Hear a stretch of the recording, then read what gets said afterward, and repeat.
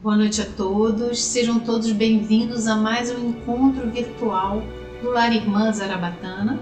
Hoje abordaremos o tema despertar espiritual, os sintomas aflorados e o exercício da mediunidade em tempos de pandemia de Covid. Muitas pessoas estão assustadas porque estão percebendo o afloramento descontrolado da mediunidade, em especial durante esse tempo de pandemia, em que muitos centros espíritas ainda estão com as portas fechadas e as pessoas ficam sem saber o que fazer. E é sobre isso que a gente vai conversar na noite de hoje. Antes disso, eu vou pedir a vocês para elevar o pensamento ao Mestre Jesus, para que a gente faça a nossa prece de abertura, pedindo a Ele que nos ilumine, que nos fortaleça, que nos ampare. Rogamos ainda que possamos colaborar com as nossas vibrações de amor, com as nossas vibrações de cura para o planeta e que a espiritualidade amiga possa direcionar essas nossas vibrações aos irmãos necessitados. Que assim seja, graças a Deus. Então hoje vamos abordar o conceito e os tipos de mediunidade. Vamos falar também da glândula pineal, a tela búdica e vamos explicar os sintomas de que a mediunidade efetivamente está aflorando e também sobre o não exercício da mediunidade durante a pandemia, em especial para aqueles médiuns já desenvolvidos ou os médiuns que estavam em desenvolvimento. Ok? Vamos lá.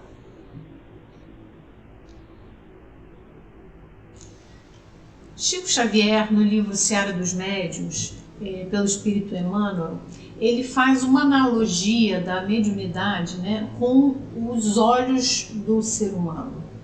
Tá? E aí ele compara, ele exemplifica como se fosse ofertada uma máquina que vinha acompanhada de um manual de instruções. Essa máquina ela traria alguns benefícios, mas que cada um teria que desvendar as instruções e saber como utilizá-la. Pois bem, essa mesma máquina, aos olhos de um analfabeto, Chico comparava que ela não teria nenhum tipo de utilidade, porque ele não compreenderia as instruções e não saberia usá-la. Aos olhos de um preguiçoso, a mesma máquina, ele teria conhecimento de como utilizá-la, mas ele não se interessaria, porque ele teria preguiça e ele deixaria a máquina parada na inércia. Aos olhos de um malfeitor, ele iria explorar ao máximo a máquina para perpetuar algum mal ou algum crime. Okay? Já aos olhos de um missionário do bem, ele utilizaria essa máquina com sabedoria e com toda a responsabilidade, perpetuando o bem. Ou seja, o que difere em cada pessoa é o rumo que é dado ao exercício da mediunidade. É o que o Chico explica nesse livro Seara dos Médiuns. Pois bem, vamos falar um pouquinho do conceito dentro da doutrina espírita sobre mediunidade, para que fique bem claro o que efetivamente é o seu conceito original, o seu conceito doutrinário e a sua aplicabilidade. Livro dos Médiuns, capítulo 14, questão 159, traz para a gente: todo aquele que sente, num grau qualquer, influência dos espíritos é, por esse fato, médium. Ok, então, via de regra, todos são médiums, recebem, conscientes ou não, influências espirituais que podem ser benéficas ou não, ou maléficas, e elas podem chegar até nós, seja através das intuições, seja através dos sonhos, através de premonições, sejam advindas de espíritos bondosos, sejam advindas de espíritos trevosos, de baixa vibração, dependendo com a faixa vibratória em que cada um de nós está sintonizado. Ok. E aí ele continua: essa faculdade é inerente ao homem. não constitui, portanto, um privilégio exclusivo. Por isso mesmo, raras são as pessoas que dela não possuam alguns rudimentos. Pode, pois, dizer-se que todos são mais ou menos médiuns. Ou seja, a mediunidade não é mágica, não é mística, não é sobrenatural. A mediunidade ela é uma faculdade que permite o intercâmbio entre os seres encarnados, que estão aqui na figura, e os espíritos desencarnados. Então, o médium ele funciona como um medianeiro, como um intermediário entre o plano físico e o plano espiritual. Bom, dito isso, vamos falar um pouquinho da glândula pineal para que a gente entenda o funcionamento dela no médium. Ela é uma pequena glândula endócrina localizada aqui na parte central do cérebro, entre os dois hemisférios, o hemisfério direito e o hemisfério esquerdo. Essa glândula ela tem um papel biológico muito importante, porque ela regula os chamados ciclos circadianos, que são os ciclos vitais, principalmente do sono, porque ela produz um hormônio chamado melatonina. E ela também tem o poder de controlar o início das atividades sexuais ainda na puberdade. Pois bem, o médico espírita, o Dr. Sérgio Felipe de Oliveira, ele é um grande estudioso da glândula pineal. E ele nos ensina que a pineal ela funciona como um relógio do organismo. Em uma das suas palestras, para facilitar a explicação, ele usa um exemplo que eu vou ler aqui para vocês. Vamos lá. Ele diz o seguinte: se um ventilador de teto que possui 3 pás está parado, você vê as 3 pás. Se ele circula lentamente, você vê 6 pás. Se ele gira mais rápido ainda, você começa a ver 9 pás. E mais ainda, você não enxerga, você não identifica mais a pá e você enxerga um disco. Ok? Tudo bem. Então, o ritmo das partículas é que determina a sua forma. Ok? Então, ele diz que o tempo determina a forma. A dimensão espaço e tempo é superior a essa nossa terceira dimensão. E é na dimensão espaço e tempo onde a mente age sobre a matéria, onde o espírito age sobre a matéria. Ok, vamos lá para a gente entender um pouco mais. A glândula pineal é um órgão sensorial capaz de captar o magnetismo e transformar em neuroquímica. Então ele funciona aqui como um centro captador de magnetismo.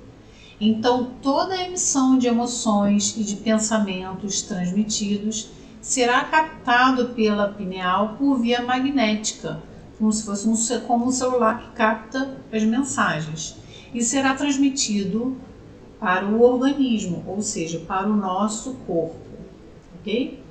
Então, com isso, a pineal, além dela ser uma glândula, porque ela secreta o hormônio da melatonina, ela funciona também como órgão sensorial, porque ela transforma o magnetismo em neuroquímica. Ela é um meio de contato entre o mundo espiritual e o mundo físico, e muitas pessoas chamam de terceiro olho. Então, se ela serve para captar emoções e pensamentos transmitidos, não é de se estranhar que, em tempos de pandemia, onde a nossa psicosfera está extremamente pesada, onde o número de desencarnados, inconformados é muito grande e que pessoas que estejam ainda no início do desenvolvimento, aflorando os sintomas de mediunidade, estejam começando a captar esses sentimentos. E aí vem aquela angústia, aquele sentimento de tristeza que a gente não sabe explicar de onde vem, não sabe explicar o motivo por que esteja sentindo aquela determinada coisa. Porque aquele magnetismo que foi captado, ele foi transmitido para o nosso corpo físico. Ok? Tá? Eu vou usar um outro exemplo aqui, do papagaio. O papagaio ele possui a glândula pineal, assim como outros animais. Isso quer dizer que ele possa ser médium? Não.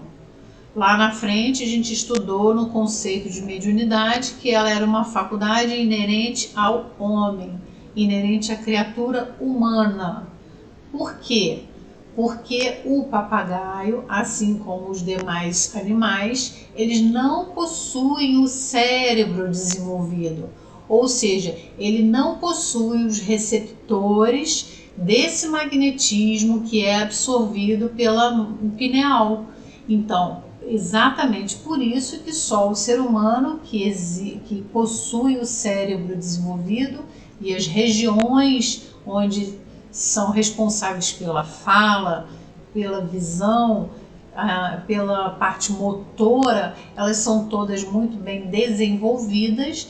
É só o homem que é capaz de desenvolver a mediunidade, ok? Até aí tá tudo bem. E aí, numa dessas palestras do Dr. Sérgio, um aluno dele perguntou: o que determina para que área esse magnetismo captado pela pineal será direcionado? Para a área da visão, para a área da audição ou para a área motora? Então, qual é a região cerebral que esse magnetismo será neurotransmitido?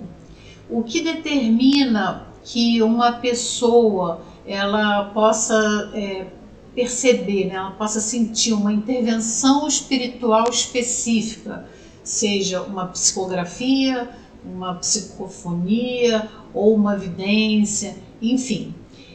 Qual é a área específica que vai atuar? Que ela vai ser neurotransmitida, né, o magnetismo. E aí ele responde para a gente: são características biopsíquicas da pessoa, de percepção sensorial, de acordo com a estrutura química e genética.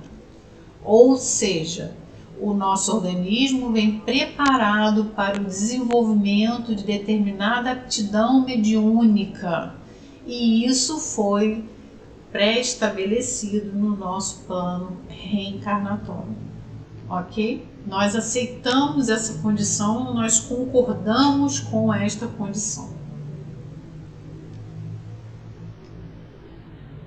Agora vamos falar um pouquinho sobre a tela búdica, também chamado de tela etérica.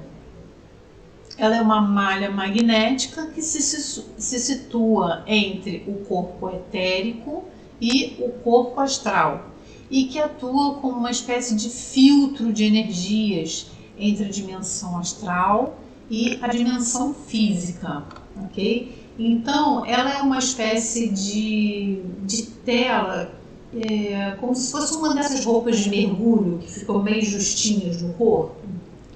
Na prática, é o que nos impede de perceber o mundo espiritual, de ver e de falar com os espíritos que estão o tempo todo à nossa volta. Se nós não tivéssemos essa malha magnética, essa tela, nós receberíamos influências espirituais o tempo todo, 100% do tempo. E seria difícil, inclusive, de conseguir conviver, né, com isso. Tá? Aqui nessa figura, a gente vê aqui, ó, o fluxo, ela funciona como um fluxo controlado de energia, porque essa tela búdica, essa tela etérica, ela está aqui filtrando as informações do campo astral para o corpo físico. Então, no caso aqui, seria o ser humano encarnado, ok? As pessoas que possuem a mediunidade mais ostensiva, ou seja, elas têm maior capacidade de intercâmbio com o plano espiritual, com a dimensão astral, aqui no caso, elas têm o quê? Elas têm uma maior permeabilidade dessa tela etérica aqui, ok? E em função de quê? Por que isso acontece? Por que existe essa maior permeabilidade? Em função do nosso karma acumulado, dos nossos erros pretéritos. Essa tela etérica, ela é facilmente degradada, ela pode ser danificada. Então, determinadas substâncias, como, por exemplo, o excesso de fumo, o excesso de álcool, drogas pesadas, crises emocionais muito fortes, tudo isso, elas podem danificar, elas podem fazer com que essa malha ela se rompa em determinados pontos, criando rasgos, furos, por onde a pessoa pode passar a sentir com certa frequência mais influência, energia mesmo do plano espiritual, sem muitas vezes sequer ter consciência disso, né? Não tem conhecimento disso. Então é importante que a gente tenha isso em mente, que os nossos atos podem também danificar essa nossa proteção, essa tela etérica que funciona como uma proteção magnética, ok? Por isso que eu comentei que os médiuns ostensivos, eles têm uma permeabilidade maior por conta do seu processo kármico, por conta dos seus erros pretéritos. Pois bem, vimos os conceitos da mediunidade, falamos da glândula pineal no médium, falamos também da tela búdica no médium. Vamos falar um pouquinho sobre os sintomas de que a mediunidade está aflorando. No livro Mediunidade e Medicina, a gente traz a seguinte definição: conjunto de sintomas desarmônicos que se manifesta intempestivamente em consequência da captação dos múltiplos padrões vibratórios dos espíritos que povoam a dimensão extrafísica. O processo se instala independentemente da vontade, do sexo, da idade, das convicções religiosas e das pessoas. Ou seja, não precisa, não existe definição de sexo, não existe definição de idade e também de algum tipo de preceito religioso para que essa mediunidade possa vir a aflorar. Então, quando a gente começa a sentir determinado sintoma, sabendo agora, conhecedores de que nós somos pessoas que temos na pineal os cristais de apatita, que vibram, que captam magnetismo e transferem para o nosso corpo físico, nós podemos captar esses padrões vibratórios dos espíritos que nos cercam, ok? Seguindo, no livro Mediunidade, Caminho para Ser Feliz, de Sueli Caldas Schubert, falecida agora em maio de 2021, ela menciona alguns sintomas comuns quando a mediunidade está aflorando, desabrochando. E são eles: alterações emocionais súbitas, acentuada sensibilidade emotiva, vidências, necessidade compulsiva e inoportuna de escrever ideias que não lhes são próprias, calafrios, sensação de formigamento nas mãos e na cabeça, mal-estar em determinados ambientes ou em presença de certas pessoas, sensações de enfermidade inexistente, aquela coisa que a gente faz exames, os exames dão todos normais e ainda assim a gente sente determinados sintomas.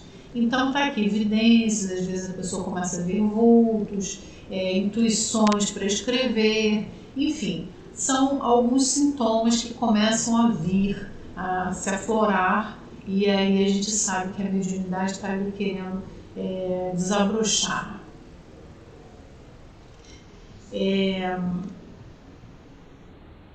Uma coisa muito importante também da gente comentar é que muitas pessoas elas já exercem a mediunidade de uma forma consciente. Não aquela mediunidade ostensiva, claro, em que todos os sintomas se manifestam. Mas, por exemplo, aqui, no caso de um líder religioso proferindo a palavra para os seus ouvintes, ele às vezes está ali sendo intuído por espíritos benfeitores e que estão ali soprando, trazendo intuição para que as suas palavras, o seu discurso decorra de uma forma favorável para atingir aquelas pessoas que estão ali, tanto os encarnados quanto os desencarnados.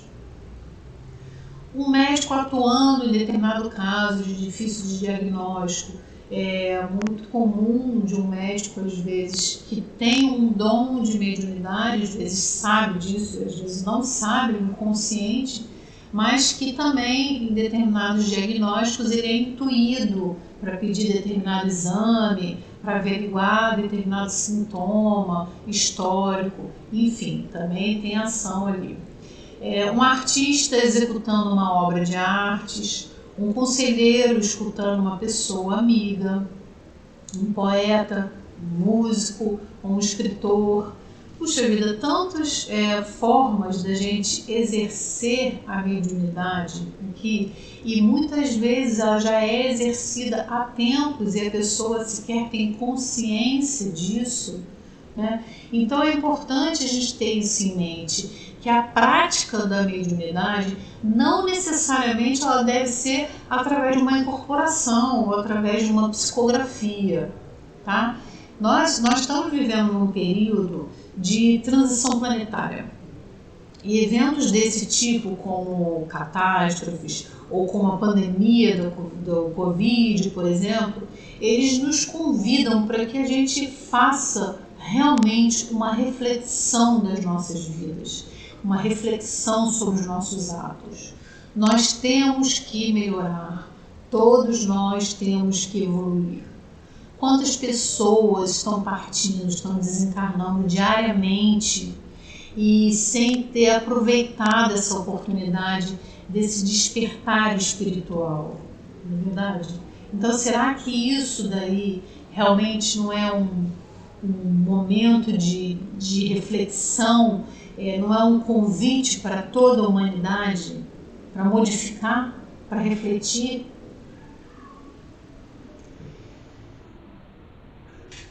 No mesmo livro, na mesma obra citada anteriormente, a Sueli Caldas traz para a gente. É uma responsabilidade, sim, mas sendo vivenciada com seriedade, com amor e disciplina, será sempre fonte de benefícios, em primeiro lugar, para o próprio médium.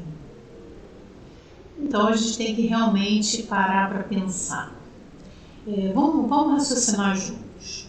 Se para o desenvolvimento da mediunidade nós temos que ter responsabilidade, assumir compromissos, abrir mãos de certos costumes, nos privar também de algumas coisas da vida, porque a vibração deixou de ser compatível com a nossa, nos livrar de vícios, do orgulho, da vaidade, da maledicência.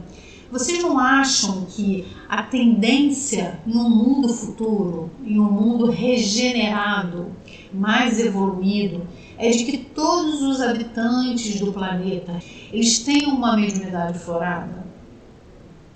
Sim. Por quê? Para que eles estejam vibratoriamente compatíveis com a psicosfera planetária.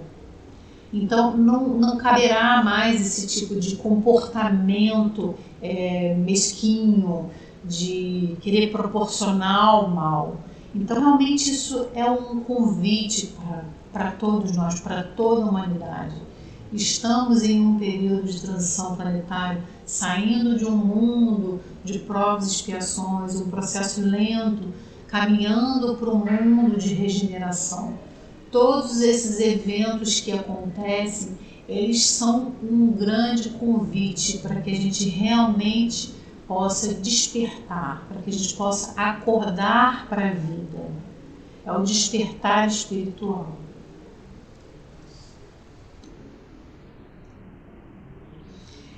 A dica que eu deixo para vocês é estudem a doutrina espírita, assistam palestras, busquem temas interessantes. Quando o trabalhador está preparado, o trabalho surge, estejam certos disso. O equilíbrio do médium ele é imprescindível para o desenvolvimento do trabalho mediúnico. Então tenham isso em mente. Durante esse período, durante esse despertar espiritual, não fiquem ansiosos querendo antecipar essa mediunidade.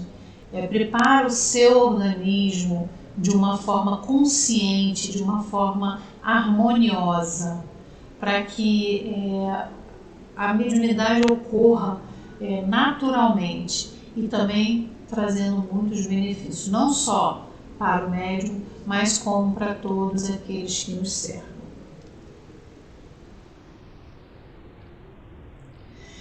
Pois bem, vamos lá conversar sobre o não exercício da mediunidade durante a pandemia de Covid-19. Apesar de alguns centros espíritas ainda estarem com as portas fechadas, por conta da pandemia, para evitar aglomerações em locais fechados, alguns centros eles não têm como proporcionar uma reunião presencial, dando segurança aos frequentadores. Então, muitos médiuns ficam preocupados assim, com o seu próprio equilíbrio espiritual e também com o fato de querer ajudar o próximo, né? De querer socorrer esses irmãos necessitados, e especialmente agora. É importante a gente lembrar que a gente está vivenciando um período de um grande desencarne coletivo. A espiritualidade toda está muito ocupada, inclusive os nossos mentores, os nossos guias espirituais, eles todos estão trabalhando incessantemente, eles estão recepcionando todos esses desencarnados. Então, o que nós, médiuns, que não estamos podendo frequentar a nossa casa espírita, podemos fazer aqui para auxiliar? Prece. A resposta é prece. Nós podemos doar fluidos benéficos para auxiliar o tratamento da espiritualidade da nossa casa, para auxiliar o tratamento dos benfeitores espirituais que nos cercam, né? Especialmente nos dias e nos horários das reuniões mediúnicas da nossa casa. Então, é o momento em que a falange espiritual da casa já tem um compromisso com os médiuns, então nós devemos cumprir o nosso compromisso. Apesar da casa espírita, o espaço físico estar fechado, não poder recepcionar todos os médiuns e os frequentadores, a falange espiritual continua, permanece com aquele compromisso conosco e conta com a nossa vibração, conta com a nossa prece. Tá? A gente não pode, nesse período da passividade, exercer a mediunidade de todas as suas maneiras, mas a gente pode sim colaborar muito para o trabalho espiritual através da prece. Agora um detalhe, médiuns ostensivos, aqueles que têm dificuldade de segurar, por exemplo, uma incorporação, uma influência espiritual de algum irmãozinho desorientado e tal. Eles precisam redobrar a sua atenção, eles precisam se fortalecer mais ainda as suas orações, cuidar mais ainda da sua vibração, manter a sua vibração elevada sempre. Então, em geral, é muito comum que a própria falange da casa ela direcione determinados irmãozinhos que estejam necessitando de auxílio para esse tipo de médium. E o médium começa assim no próprio dia, estou me sentindo pesado. Sim, está sentindo uma influência, porque ele foi acoplado, propositalmente através da falange da casa, para que na hora da reunião ele possa pegar uma carona, ele ser conduzido até o centro espírita e lá ele possa ser acolhido e possa ser orientado. Isso em tempos de funcionamento da casa espírita. Agora, durante o tempo de pandemia, em que a casa espírita está fechada, isso não acontece. A espiritualidade, os benfeitores espirituais da nossa casa espírita jamais vão conectar um irmãozinho necessitado a um médium que não esteja frequentando uma casa espírita, a um médium que esteja fazendo o resguardo, né, o isolamento social dentro de casa, ok? Então, se por acaso, durante a pandemia, enquanto essas reuniões ainda estão suspensas, tiver ocorrendo algum tipo de passividade do médium, isso não é porque a falange espiritual está permitindo da nossa casa, mas porque o próprio médium está em desequilíbrio, o próprio médium está sintonizando com os espíritos que se aproximam dele. Então, se ele está triste, ele vai atrair espíritos tristes. Se ele está irritado, ele vai atrair para perto dele espíritos irritados. Ele vai estar sempre atraindo irmãozinhos que estejam em total afinidade vibratória. Tá? Então, o médium ostensivo que tem dificuldade de controlar isso, ele tem que ter realmente um cuidado redobrado. Ele tem que manter a sua vibração elevada e ele tem que permanecer em prece o tempo todo. E para a gente fechar aqui a noite de hoje, vamos falar um pouquinho também sobre o papel dos centros espíritas e também dos dirigentes. Algumas casas espíritas, como é o caso da nossa, estão conseguindo realizar as reuniões virtuais, né? Então, a nossa reunião continua acontecendo não com a manifestação, mas com a sintonia espiritual. É formada uma corrente espiritual para que a espiritualidade na nossa casa, que continua trabalhando ativamente, absorva os fluidos e as vibrações que são emanadas pela nossa corrente mediúnica, que naquele dia e naquela hora das nossas reuniões, eles estão ali todos conectados em prece, ok? Então, muito importante que o centro espírita que tiver essa oportunidade, não tem a oportunidade ainda de reabrir, as reuniões ainda estão suspensas, mas que tiver a oportunidade de ou proporcionar um elo de ligação entre os médiuns, ou mesmo combinar mesmo que os médiuns da sua casa estejam conectados naquele dia e naquela hora, isso é de vital importância, tá? Isso daí ajuda a melhorar inclusive a psicosfera do nosso planeta. A gente está num período de muitos desencarnados desesperados, sem aceitar o desencarne ou sem compreender. Muitos familiares perdendo entes queridos. Então, muito sentimento de tristeza, de revolta, de inconformismo.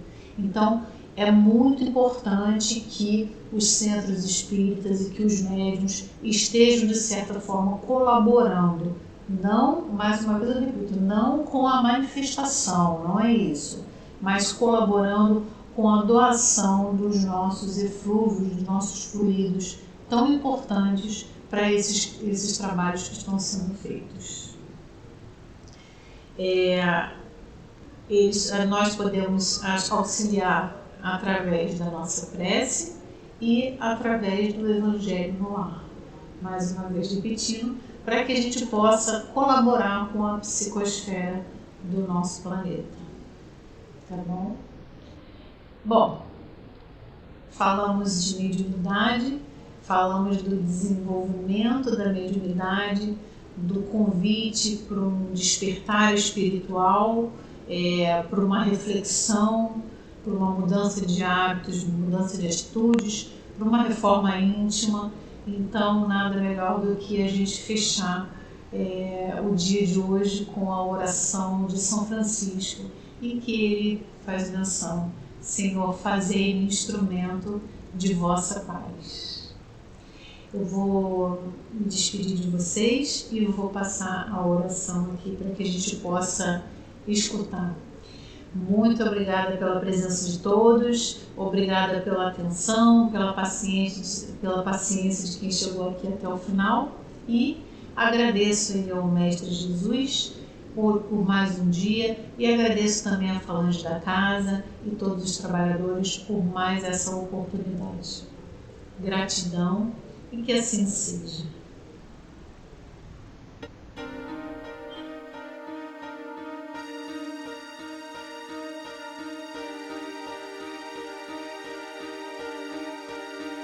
Senhor,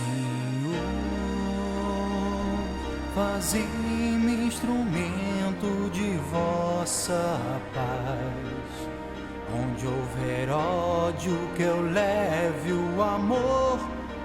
Onde houver ofensa, que eu leve o perdão. Onde houver discórdia, que eu leve a união. Onde houver dúvida, que eu leve a fé. Onde houver erro, que eu leve a verdade. Onde houver desespero, que eu leve a esperança. Onde houver tristeza, que eu leve a alegria. Onde houver trevas, que eu leve a luz. Ó Mestre, fazei que eu procure mais consolar que ser consolado, compreender que ser compreendido,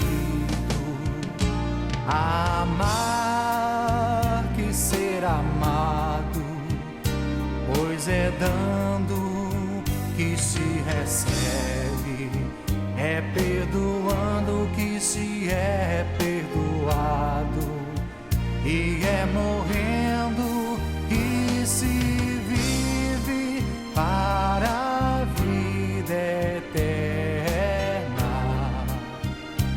Ó Mestre, fazei que eu procure mais consolar que ser consolado, compreender